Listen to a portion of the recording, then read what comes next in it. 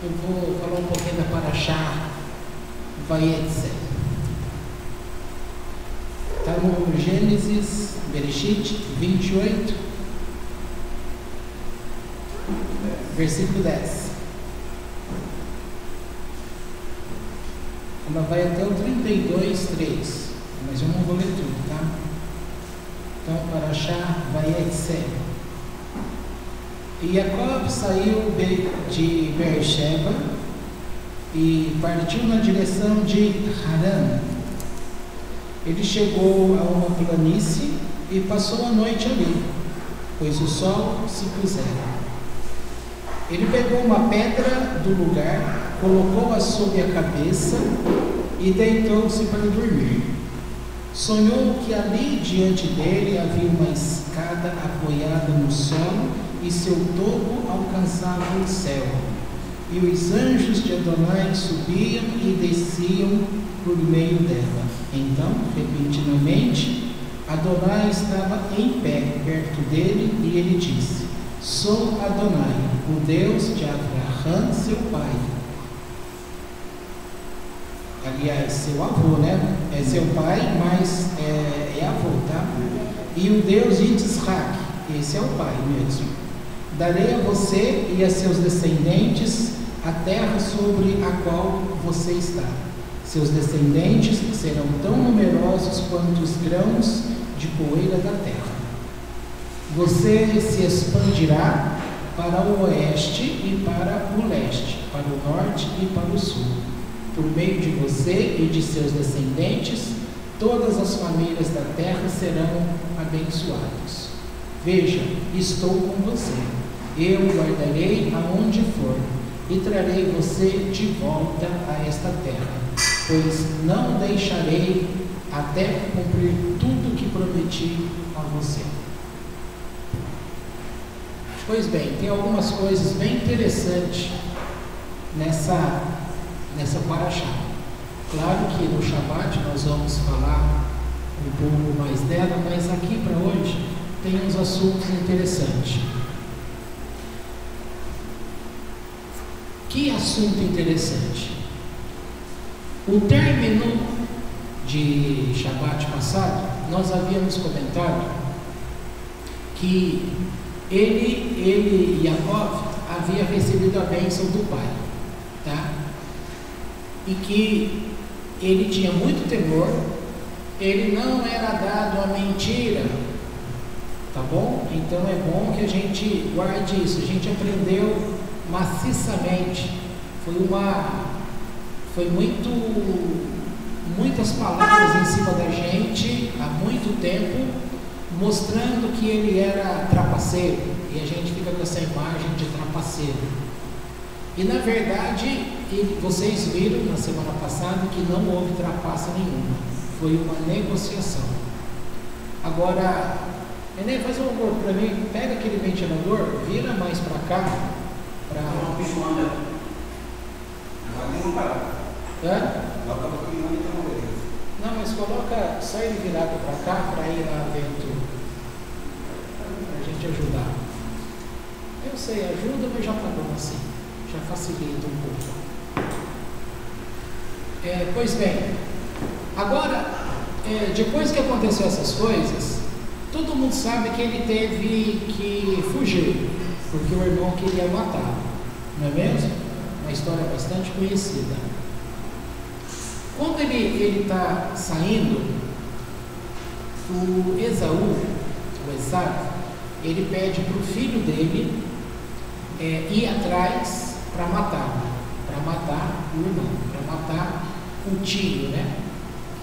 E interessante que esse menino, ele não descumpriu a ordem do pai, mas ele também não quis cumprir a ordem do pai.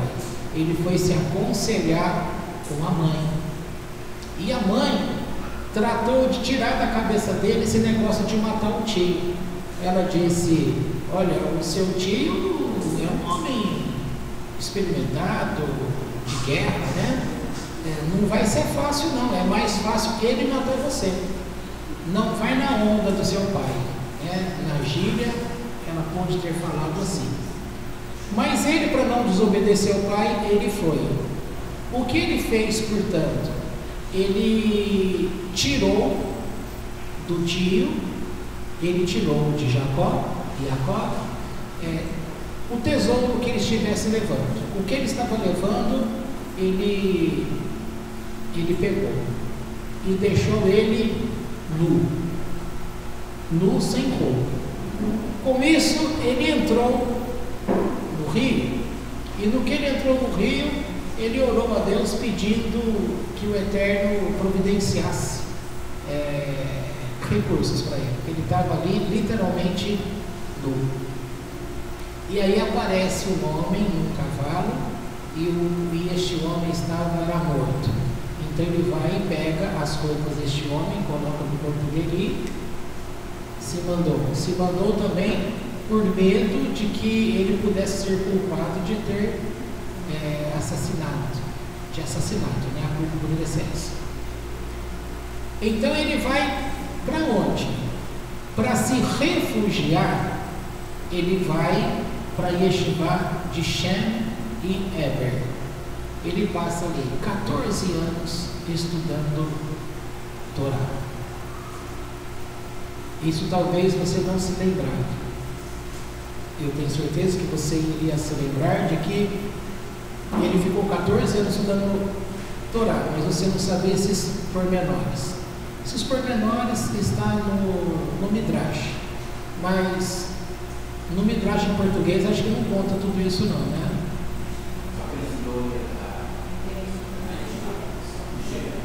Mas não conta de que ele ficou, que ele fugiu do morto, etc. Mas não fala que a mãe confundiu para não matar. Fala? Não. Eu estou usando a versão do Midrash em espanhol. Ela é bem mais completa. Por isso que, pelo que eu dei uma olhada hoje aí, a edição portuguesa, ela não traz igual ao espanhol. O espanhol está mais completo. E aí eles vão contando essa questão que, passado 14 anos, então ele entende que chegou o momento de ir para buscar esposa. E ele sabia que ele tinha que ir para a casa do tio dele, né? O irmão, ele lembrou que o avô dele, quando precisou arrumar esposa para um filho, tá? Que seria o pai dele, né? O Isaac, foi lá na terra de onde estava Betuel. Agora ele vai para a casa de Lavã, e era para ele pegar a esposa dele ali. O lugar é o mesmo. Quando ele está indo, ele passou pelo Monte Moriá, com essa canção que a gente cantou agora. E ele passou, quando está chegando lá perto do destino dele, aí ele se deu conta que ele tinha passado pelo Har Moriá, lugar que o avô dele, Abraham, estava oferecendo o pai dele, Isaac. E ele entende que aquele lugar é um lugar sagrado. E ele pensou assim: poxa, eu não percebi, não parei para fazer minhas tefilot, as orações. Então o que ele fez? Muitos poderiam pensar assim: mas eu já estou chegando, vou pedir perdão para Deus e vou orar daqui mesmo. Mas ele não fez isso. Ele voltou o caminho, voltou e chegou até o lugar. Quando ele chegou até o lugar, aqui está falando que, no pedaço que a gente leu agora, está falando que quando ele chegou ali, logo o sol se pôs. Na verdade, aqui Deus fez com que o sol se pusesse. porque quando ele chega aqui, ainda era dia, era sol quente, e daria muito tempo dele fazer a oração ali e voltar, ainda de dia. No mesmo dia ele já poderia pegar a viagem de novo, mas o Eterno queria conversar com ele, queria mostrar para ele essas experiências aqui que a gente viu. Então, o que o Eterno fez? Quando ele chegou lá, o Eterno deu ordem para que o sol já fosse dormir rapidinho. E aí, escureceu muito rápido e, como todos sabem, não se deve viajar à noite. É perigoso. Então ele pensou. Vocês lembram que quando Yitzhak foi colocado no altar, Abraão fez esse altar com 12 pedras. Esse altar, Jacó agora pega esse altar, essas 12 pedras, e coloca numa disposição, porque ele queria proteção, ele iria dormir ali, e ele queria se proteger de animais selvagens. O que ele não sabia é que já havia todo um cenário preparado, porque desde a eternidade ele já era tomado por decreto celestial em ser uma pessoa na linha sucessória. O pacto com Deus estava com ele e ele iria gerar as tribos, que viria a ser o Israel que nós conhecemos. Quando ele deitou, ele fez uma oração. Ele pediu para Deus que, se Deus fosse ouvir de fato a oração dele, quando ele acordasse de manhã, as pedras deveriam estar todas unidas como se fosse uma só. E quando ele deitou, as pedras começaram a se mover como se elas tivessem vida própria. Elas conversavam entre si e com o Eterno e pediam para que, entre elas, uma pedia: eu quero ser a pedra que vai servir de travesseiro para ele.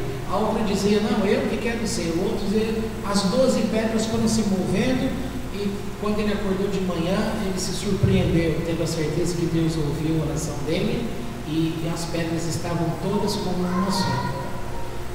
Agora, enquanto ele estava dormindo, ele teve este sonho, mas não foi apenas isso, este sonho. O Midrash explica que ele via essa escada, e essa escada contava 70 degraus, e com isso, e parava, dava 70, aí caía.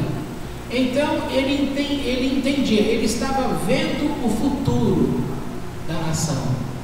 E esse pedaço de 70, ele estava entendendo que dizia respeito aos 70 anos que futuramente a nação passaria no exílio. Qual foi o exílio que durou 70 anos? Babilônia. Tá? Depois, ele via de novo que o anjo começava a subir e contou mais, me parece, 52 e caía. Aí ele entendia que era o próximo exílio. Aí aconteceu de novo, foi uma sequência de 120 degraus que caiu de novo. Então essa série mostrou os tipos de exílio. E o último mostrando o exílio que se encontra até hoje. Então ele viu ali até a época de Alexandre o Grande. E ele foi visualizando. Por último, ele viu que anjos subiam e outros desciam. E nesse sentido, os anjos estavam fazendo uma troca. Por quê? Porque estes anjos que estavam subindo eram os anjos que estavam com ele, protegendo a ele. Mas agora ele iria sair dos domínios da terra de Israel, a que seria a terra de Israel. Então Deus estava designando outros anjos para acompanhar a ele na fronteira para frente, tá bom? Ok, isso é uma história muito interessante e é interessante para poder perceber como que Deus nunca deixou que a história futura ficasse sem o conhecimento. Vamos lembrar que o próprio Moshe, mais lá na frente, ele também, no final de Deuteronômio, de ele também vai explicar para o povo e vai fazer aquele relatório de dias futuros, de situações difíceis, mostrando ao povo a situação terrível. Agora, aqui, Jacó, ele está tendo uma noção completa. Aí, para ele voltar no outro dia, está tudo legal, ele vai voltar, aí o Eterno faz uma bênção para ele. Ele não teve que caminhar aquele período todinho. O Eterno encurtou o caminho e ele chegou rápido. Quando ele chega, ele para naquele poço onde os pastores ficavam para poder esperar um ajuntamento de outros pastores, porque sobre o poço havia uma tampa, uma pedra que tampava ali a água, e ela era muito pesada, precisava de vários homens, os pastores tinham que se ajuntar para poder tirar aquela pedra. Ele chegou e começou a perguntar para aqueles homens se eles conheciam Labão, e eles disseram, sim, a gente conhece sim. E ele começa a interrogar, que tipo de homem ele é? Ele é um homem bom? E as pessoas falaram que ele era um homem trapaceiro. Bom por um lado, mas perigoso, trapaceiro, difícil e perigoso. E aí ele foi perguntando mais coisas, os homens não quiseram se comprometer, aí eles falaram, olha, a filha dele está vindo aí, pergunte a ela mesma. E então ele teve o primeiro contato com Raquel. E quando ele viu Raquel, ele sabia que era com ela que ele iria se casar. E ele deu um beijo nela, aí o povo reclamou dizendo, você veio trazer imoralidade para a nossa terra? E isso fez com que ele até chorasse, porque a intenção jamais foi essa, e não é isso que ele foi fazer naquele lugar.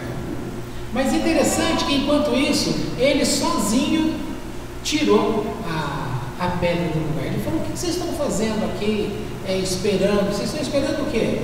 Aí eles falaram, nós estamos esperando que chegue mais homens aqui para ajudar a gente a tirar a pedra. E ele foi lá sozinho, sem ajuda de ninguém, e tirou a pedra. Com isso, quando ele chega na casa do tio dele, ele entra ali, o tio lembrou da época que o servo de Abraão, chegou lá cheio de presentes, né? Com uma comitiva, com gado, com presentes, com ouro. E ele pensou, como diz aqui nós temos, se dei bem. Se dei bem. Ele fazia, se dei bem. Mas na hora que ele vai lá fora, é igual aquele comercial aí de TV que eles estão lá dentro da loja, cada um na porta para abrir, 10, 9, 8, 3, 2, 1. Aí quando todo mundo levantou, não tinha ninguém para entrar na loja. O cara tudo, cadê? Então, na hora que ele abriu a porta, ele viu Jacó, mas cadê as coisas boas? Aí ele pensou, esse rapaz é astuto, ele está com coisas assim pelo corpo, né? Aí ele abraça o sobrinho, e no abraço ele apalpa todinho e descobre, não tem nada. Aí ele pensou, quem sabe ele tem ouro escondido na boca. Aí ele vai lá e dá um beijo na boca do sobrinho e descobre que não tem nada na boca. Ou seja, ele falou, nossa, mas você não tem nada? Aí explicou, não, eu até tinha, mas o meu irmão, quando brigou comigo, o filho dele foi lá e tirou tudo de mim. E no que tirou tudo, eu vim sem nada, só tem eu e ele. Tudo bem, você é da família, vou mandar você embora, vamos ficar aqui, né? E daí deu sequência na história. Enquanto, antes dele chegar aí, lá no poço ainda, o pastor é por aqui, né?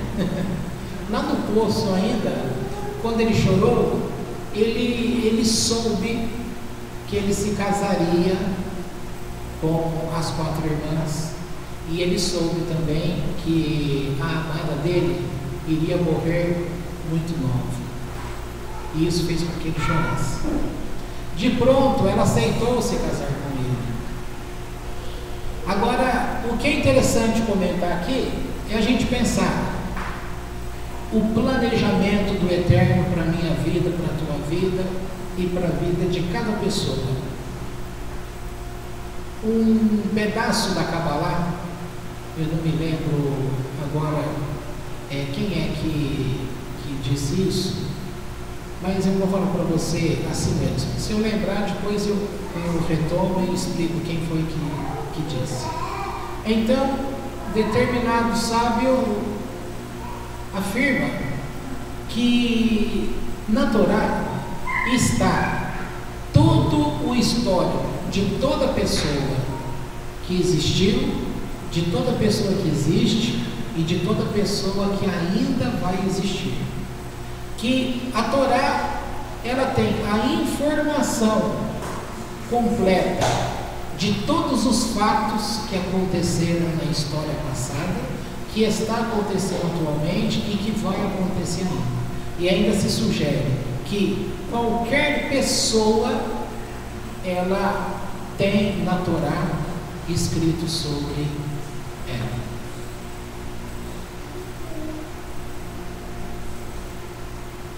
Estou lembrando de um texto que diz assim: coma, porque no livro está escrito sobre mim. Alguém lembra esse texto? Tá, mas a ideia, não há necessidade nem de lembrar, mas a ideia que eu estou te dizendo é que a minha vida, a tua vida está na Torá. Ela está na Torá no sentido que você terá vida hoje se você tiver a Torá com você, porque a Torá é vida, ela vai te fazer viver, ela é justiça de Deus. Se você está na Torá, outra forma de você estar na Torá é a sua vivência, seja você um homem ou uma mulher importante ou não tão importante, bonito, feio, que marcou a história ou não marcou a história, todas as pessoas estão colocadas na Torá segundo o preceito que eu disse há pouco. Portanto, não tem por onde escapar. Também é pela Torá que tudo será julgado, pois tudo está escrito ali. Dada essa palavra, vamos voltar para esta paraxá. Leá, que é a irmã de Raquel, que é a mais velha.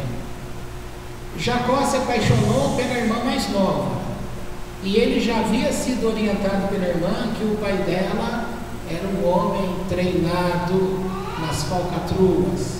Inclusive também é informado que quem ensinou a feitiçaria para Bilã, que nós vamos ver mais lá na frente, Bilã ou Balaão, aprendeu a feitiçaria com o parente dele, que é Labão, tá? Labão, Balaão, tudo Labão, Balaão, eles eram do lado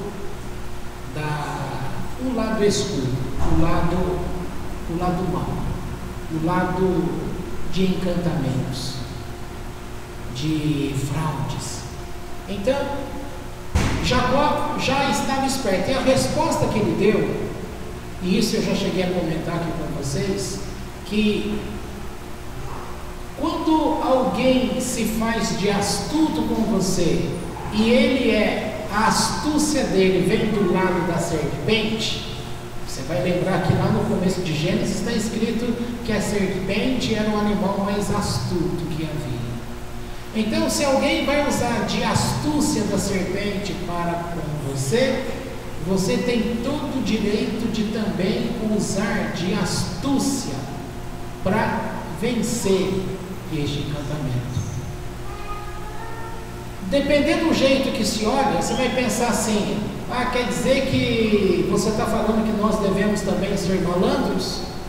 Ou seja, Jacó, quando driblou o irmão, ele driblou o irmão numa astúcia, tá? Porque o irmão estava para receber uma bênção que ele não tinha merecimento dos céus para receber aquela bênção. Então ele tramou uma astúcia e ele foi vitorioso nessa astúcia. Significa que ele foi um usurpador? De maneira alguma. Ele está usando a astúcia para o lado de Hashem.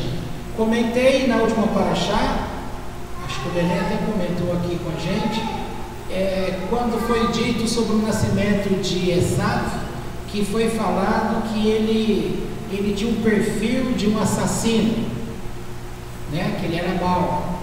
E a mesma coisa foi dita na época, quando Shemuel foi ungir a Davi, também foi falado que ele também tinha esse lado. E aí ele pergunta para Deus, mas Eterno, quer dizer que ele vai trabalhar do lado da serpente? E Deus fala, não, ele vai usar esse instinto para as coisas de Deus. E todos nós sabemos o quanto Davi foi um guerreiro, matou muita gente, mas sempre foi em nome de Deus, para Deus. Dei exemplo também daquele que matou o Zimri, Pinhas, né? Que matou. E assim vai. Aqueles que são valentes, ao invés de eles usarem aquele perfil para o mal, eles não usam o perfil para as coisas do Eterno. Tá bom isso? Essa parte ficou clara? É importante entender esse lado, porque a cultura cristã, ela colocou na cabeça das pessoas, durante muito tempo, quem era crente, no sentido evangélico, ele era sinônimo de ser uma pessoa boba, que todo mundo podia pisar nele. E as pessoas maltratavam, e quando ele revidava, a pessoa falava, mas você não é crente? Né? Eu lembro de uma história, eu era novo na fé ainda, eu lembro de uma história, eu fui cortar cabelo, ainda tinha um salão Roma, deve ter até hoje, né? Pois é, aí o cara era um baixinho, e aí ele contou um lance lá que um cliente lá perturbou tanto, quis reduzir ele tanto, que na hora que falou determinada coisa, ele deu um soco, parece que um rapaz deu um soco na cara dele e ele revidou com o outro. E quando ele revidou, o rapaz falou assim, mas você não é crente? Ele falou, eu sou crente, mas eu não sou bobo. Então, esse perfil que foi colocando, durante muito tempo, foi colocado para as pessoas que ser religioso, as pessoas poderiam pintar e bordar para você, que por ser religioso você tinha que aceitar tudo. E com isso, muitas pessoas passaram a perna em muita gente. Tá? Este sentido que eu estou te falando, é dado o direito para você, que está inteirado com a justiça da Torá, de você se defender. Você tem direito à defesa. Deus é justo, entendeu? Não é para você fazer o excesso, senão você estaria, entre aspas, matando, usando toda essa energia para o lado negativo, tá? Porque esta energia está nas pessoas. Alguns, eles já nascem propensos a este lado mal. Outros vão dominar deste lado mal e sujeitar isto para as coisas de Deus. Por isso que você tem que ainda lutar com Yetzer Hará, dominar esta má inclinação, procurar ter as habilidades que você teria para ofertar ao mal. Você tem que adocicar esse amargo, e trazer esta habilidade, esta aptidão, esta força que você tem para trabalhar, para canalizar para as coisas do eterno. Tá? Agora, para fechar essa aula de hoje, Leá, que era, todo mundo sabe a história, não sabe? Que na hora que ele foi casar, o sogro enganou e deu a... Ele era tão danado, este Labã, que ele enganou Jacó, mas ele enganou aquela comunidade todinha. Aquela comunidade, conta aí o Midrash, que quando Jacó chegou, eu falei para vocês que ele foi lá para o poço. Lembram? O poço tinha aquela tampa. Por que colocaram uma tampa tão pesada que era para qualquer um não remover? Se é para qualquer um não remover, é sinal que a água não podia ser desperdiçada.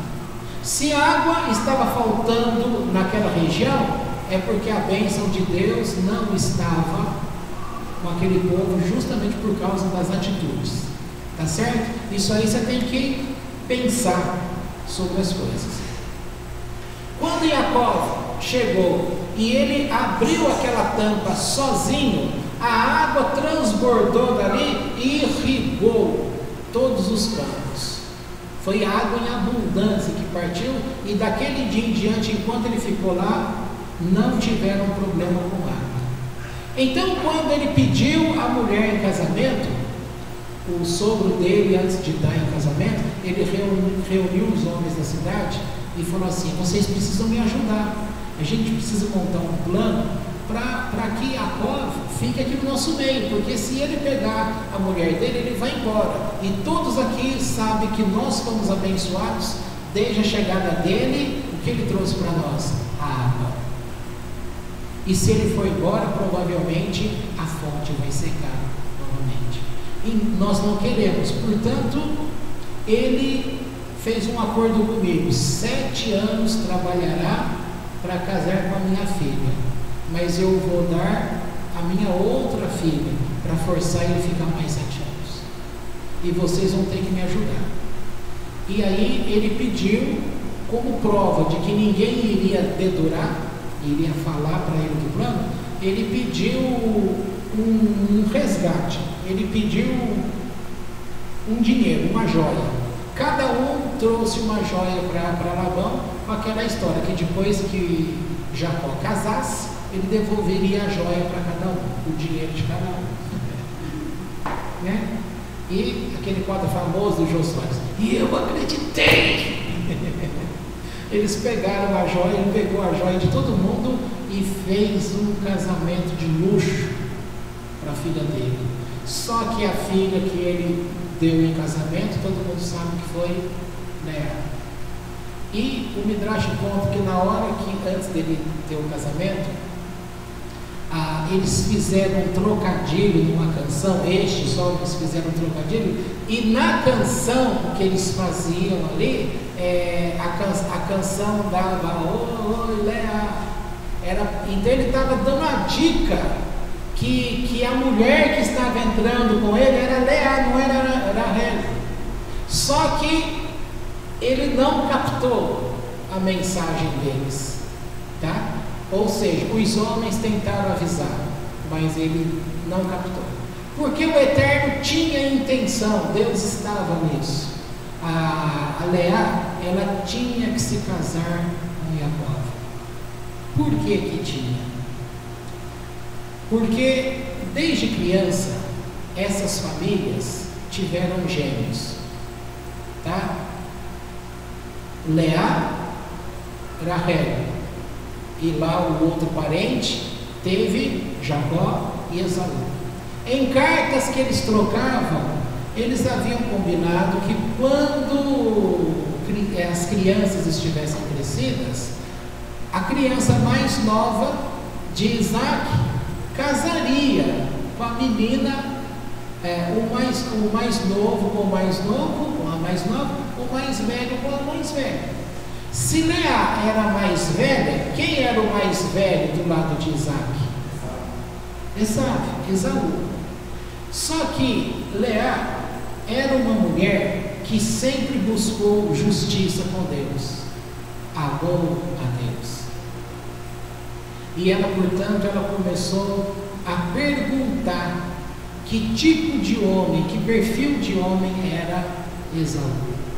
E as pessoas disseram para ela a verdade, que ele não era um homem amante de Torá, que ele não era amante das coisas espirituais do Eterno, que ele fazia as coisas, ele enganava o pai se fingindo de uma pessoa que queria saber sobre Torá, mas que na verdade ele fazia tudo que era de reprovação. Ela orou a Deus, aqui está o poder da oração. Ela orou a Deus e pediu para que Deus tivesse misericórdia dela, e que este decreto que acabou sendo instituído entre a família, que isso fosse cortado, quebrado, que ela era amante das coisas de Deus, ela não merecia, ou seja, o mérito que ela havia adquirido, não seria justo que ela se casasse com um homem ruim, uma pessoa errada. Então foi isso que Deus fez. Ele ouviu a oração dela, porque de fato Deus tinha intenção de ter as 12 tribos, e ele havia estabelecido que as 12 tribos, portanto, viriam deste casamento. Agora, são 12 os filhos. Tem uma outra história dentro disso daí que a gente aprendeu errado. Então vamos lá rapidinho, para aí a gente encerra esse quadro. Eu estou falando desta parte, a gente reclama muito de determinadas coisas que acontecem em nossa vida. Você vai pensar assim, Jacó e Jacó, ele não estava justo e ele não amava a Raquel? Sim. Por que Deus permitiu então? Por que Deus, entre aspas, desonrou e não ouviu a oração dele? A resposta já veio. É que Deus também viu que essa atitude, o que seria bom para ele e Raquel, iria ser uma grande injustiça e vergonha para a irmã dela, tá? Tem muitas orações que você faz e a gente não recebe, porque tem muita coisa que está por trás que nós não sabemos. Até parece, como é nesse caso aí, que olha, poxa, mas ele foi enganado. O engano, na verdade, não foi um engano, estava dentro de um planejamento de Deus. Leá, ela sabia que Jacó, através da esposa, iria gerar o povo do futuro Israel. E na cabeça dela, as mulheres iriam gerar partes iguais de filhos, tá? Só que Deus fechou a maternidade para Raquel e abriu a maternidade para Leá. Logo ela teve um filho, e o primeiro filho que ela teve foi Rúben. Passa um tempinho, ela tem outro filho, nasce Shimon, nasce Levi e nasce Judá, tá? Esses 4, assim, de uma pancada. O que nós não sabíamos até então, e o Midrash nos coloca, é que com cada irmão que nascia, sempre nascia gêmeos. Então, com Rúben nasceu uma menina. Quando nasceu Levi, nasceu uma menina. Quando nasceu Shimon e uma menina. Quando nasceu Yehudá, e nasceu uma menina, sempre gêmeos. E com isso ela foi fazendo a oração, e o nome dessas crianças estava de acordo com o sentimento que ela tinha. E a irmã dela, Raquel, não gerava filho e começa a falar para ele: poxa, eu preciso gerar filho. E quando eles oram, Deus então permite que ela tenha filhos, mas não agora, demorou ainda. Ela pensou assim: então eu permito que você tenha filho usando a minha serva.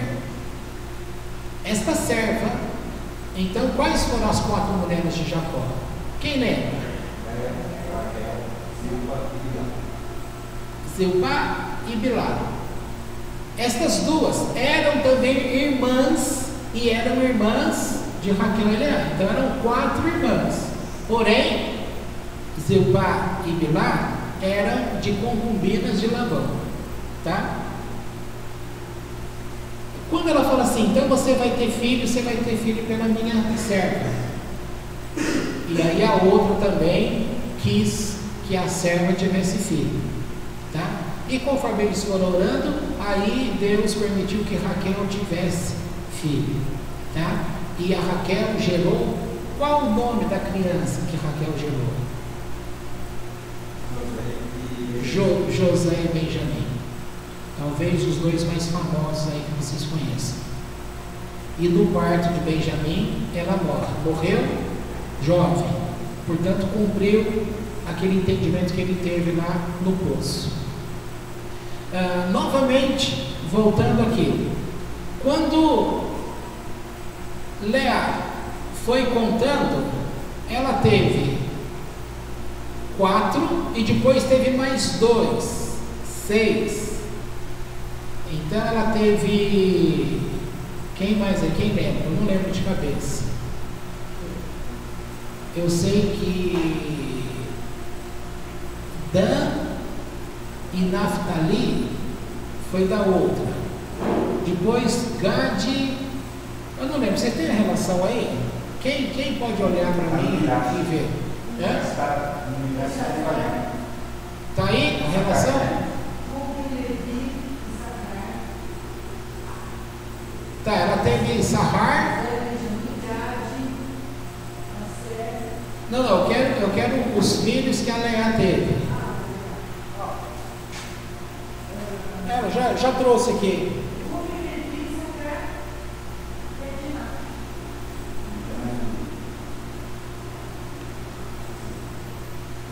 Zebulon e Sahar. Tá?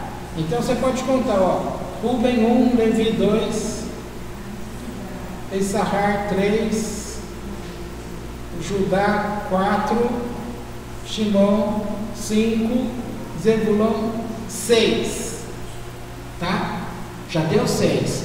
Quantas tribos daria o povo de Israel? 12. Ela pensava que 4 mulheres deveriam ter filhos iguais. Então, cada mulher era para ter quantos filhos? 3. Só ela sozinha já teve 6. Tá? No outro Midrash. 6 era Diná. Isso, mas eu ia falar da Diná agora, para fechar com Diná. O que acontece? Nós já tínhamos visto uma outra história que falava. Talvez seja no Midrash em português. Quem leu aí pode me ajudar. Estava dizendo que quando ela foi gerar o 7º filho, é como se ela se ensoberbecesse. Cresceu, subiu no coração a questão, nossa, eu sozinha estou gerando mais da metade do povo de Israel. E isso soou muito mal no coração de Deus. E Deus foi lá e mudou o sexo da criança. Ao invés de nascer mais um homem, aí nasceu Diná, ou Dina. Esse outro Midrash, ele fala de uma forma diferente. Ele diz o seguinte, que ela estava tão satisfeita. Lembra que ela vinha de uma fase de humilhação? Deus, não deixa eu casar com aquele homem. Então Deus foi honrando. Na verdade ela foi ficando feliz ao extremo. E quando ela ia gerar o 7º filho, ela pensou assim, isso já é uma outra interpretação, hein? Ela pensou assim, Eterno, eu já tive 6 filhos, já é metade da nação. Agora eu estou grávida novamente. Só eu sozinha vou ter mais da metade, e a minha irmã não tem quase ninguém. Então, permita que desta vez eu não tenha um menino. Viu? Muito diferente, tá? Totalmente essa interpretação. Essa interpretação está coerente com a situação que ela vinha vivendo. Então, ela foi aqui misericordiosa. Ela quis devolver para a irmã o bem que a irmã deu a ela, quando revelou para ela as frases que eles tinham combinado na hora do casamento, para não serem enganados. Então agora ela ora a Deus e pede: Deus, não permita que eu tenha mais um menino, permita que eu tenha uma menina. Isso. Agora ela faz oração para poder não deixar a irmã na vergonha. É uma forma, como que devolvendo. E o interessante aqui, que eu havia falado, que sempre nascia uma menina junto. E essas meninas iriam casar com os filhos das outras, entre eles. Entendeu? Aí, nascendo Diná não se casou ali. Então, quer dizer, Diná gerou, quem lembra o nome? Você lembra o nome da filha de Diná? A Diná é aquela que quando chega lá em Sichem, o príncipe da terra, Sichem, que leva o nome da cidade, amou e teve um relacionamento com ela, e ela ficou grávida. Depois, esta criança nasce, era uma menina. Quem era essa menina? Alguém lembra do nome? Que casou com José lá no Egito, Asenate.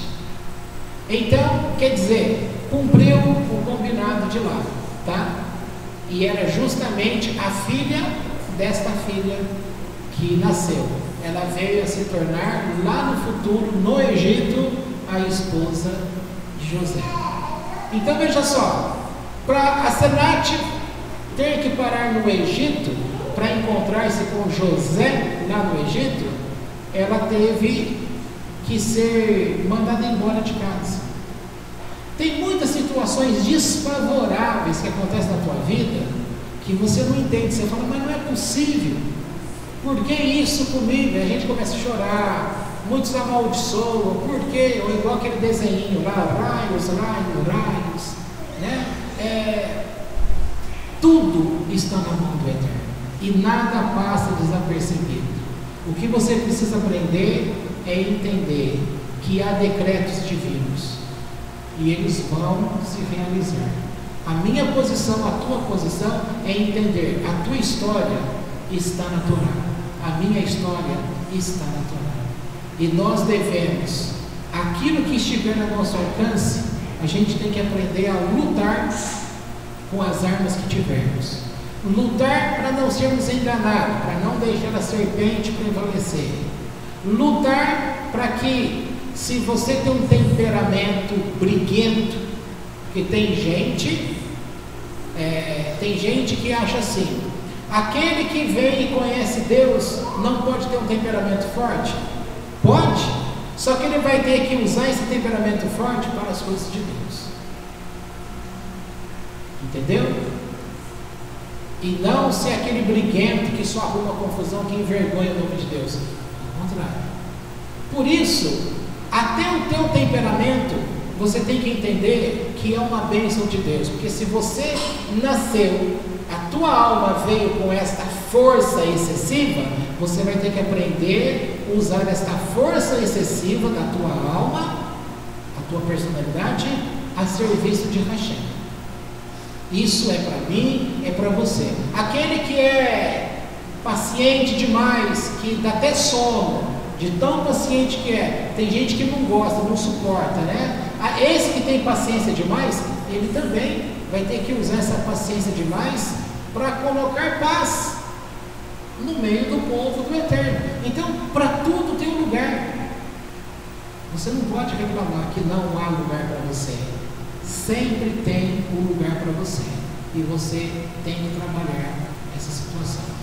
Entendeu? Então aqui a gente viu um pedaço da Torá que vai mostrar para você a luta, o engano, a dificuldade, a bênção, e vai mostrar que o futuro que Deus está sempre revelando ao povo dele.